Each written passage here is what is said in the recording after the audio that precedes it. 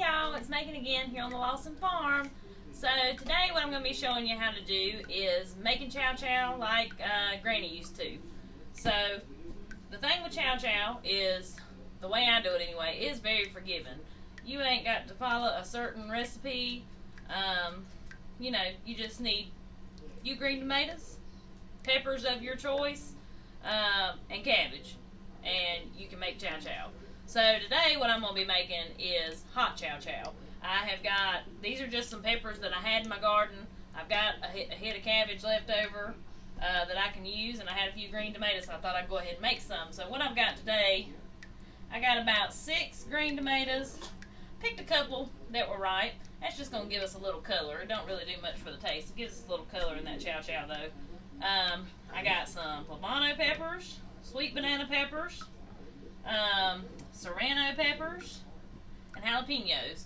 So like I said, this is going to be hot chow chow, but I make sweet chow chow as well. So when I make that, all I put in there is like sweet bananas and sweet bell peppers and the green tomatoes and the cabbage.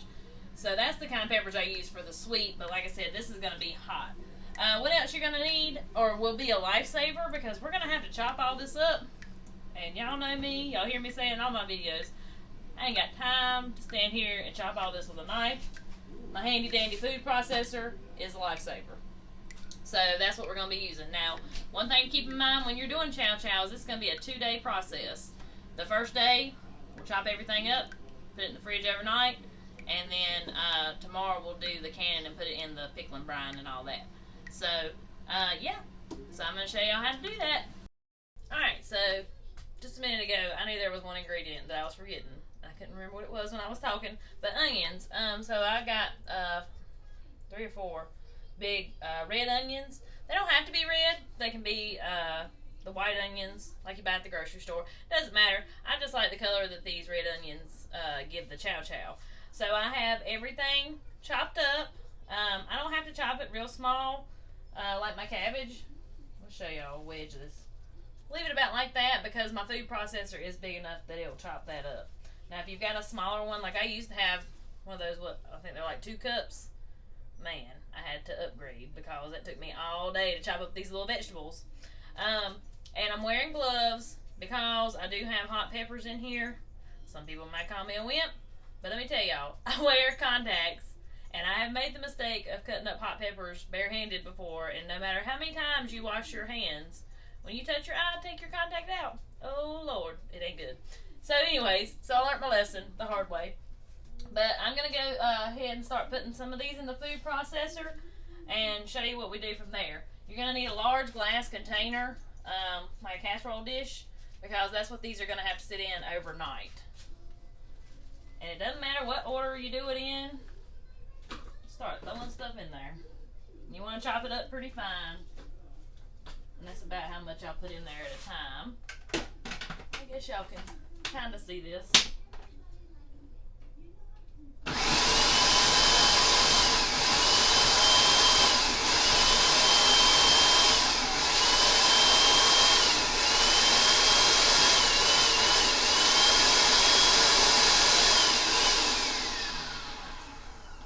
I hope that didn't deafen you. So now what I do from here, ooh, that smells hot. Lord have mercy. So I'm going to show you here how fine I chop this. And I'll do everything about like that right there. So now we're just going to pour this into our glass container. And we'll do this until we get everything chopped up. Alright, so I'm going to chop up the rest of this stuff. I'm not going to bore you with that, and I'll get back to you. Alright, so I've got everything chopped up. I haven't mixed anything yet. I was just putting it in my food processor and putting it in here like you see me do. So now what I like to do is just mix everything up the best that I can without making too big of a mess. If you've got a few little big chunks in there, it's fine. Like, well, I thought I seen one. Maybe I don't have any this time. But sometimes it doesn't all cut up. You just don't want a hunk of tomato in there that big, you know. But see how much color those peppers and those purple onions give this? I like for it to look pretty. And it smells wonderful. Now, I've had people ask me, what in the world is Chow Chow? Chow Chow is a type of relish. It can be hot. It can be sweet. Sorry, them hot peppers choking me. It can be hot or it can be sweet. I personally like it with any type of beans. It's good. I know some people like it on hot dogs, like a relish you would put on a hot dog. It's really good to make like chicken or tuna salad. You just put like a few spoonfuls of this in there, and it is so good. So that's what this is. And it's pickled, so we'll make a pickling brine tomorrow.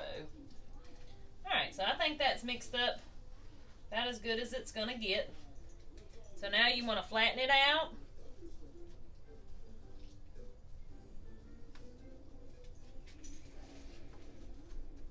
Alright, so I got that flattened out. I'm going to take my handy dandy gloves off. And now you're going to need your cannon salt. And you're going to want to take your cannon salt and sprinkle it all the way across the top of here, okay? Not like a thick layer, but just enough that there's salt touching most of your mixture. Maybe a half a cup, fourth of a cup. Maybe not that much. I think it's like a half a cup. Alright. So now what I'll do is I'll cover this in saran wrap. It needs to sit in the refrigerator at least overnight. If it sits a little longer, it's not going to hurt anything because I probably won't even have time to can this until tomorrow evening. So, but like I said, just make sure you give yourself 2 days. So this process took me 30 minutes, 45 minutes, cutting everything up and chopping it in the food processor. And then tomorrow it'll take us maybe 30 to 45 minutes. So it's not like this long drawn out process, but it does have to sit overnight. So I will be back with y'all tomorrow. Alright y'all, we're back on day 2 of our Chow Chow adventure. So I'm just going to get this up here and kind of show y'all what this looks like. So this has actually been in the refrigerator just about 24 hours. You don't have to let it sit that long, usually just overnight, but it won't hurt it to sit longer. Like I said earlier in the video, I just didn't have time until now to do it. So, look how beautiful this is, guys. Now, we're not going to rinse that salt off or anything. We're going to go ahead and put it in our pot. See if I can empty this without making a horrible mess. And then we'll get our brine going.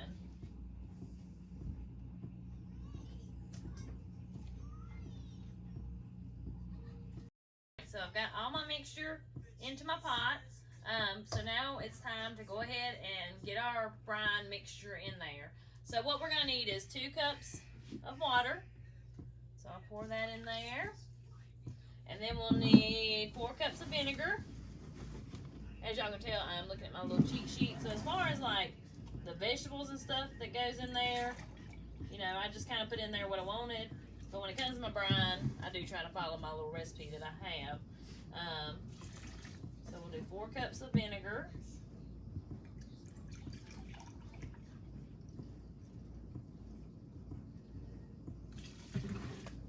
Alright, and let's see, 6 cups of sugar. So it's going to be sweet, but it's delicious. You won't be disappointed. So let's do 6 cups of sugar in here.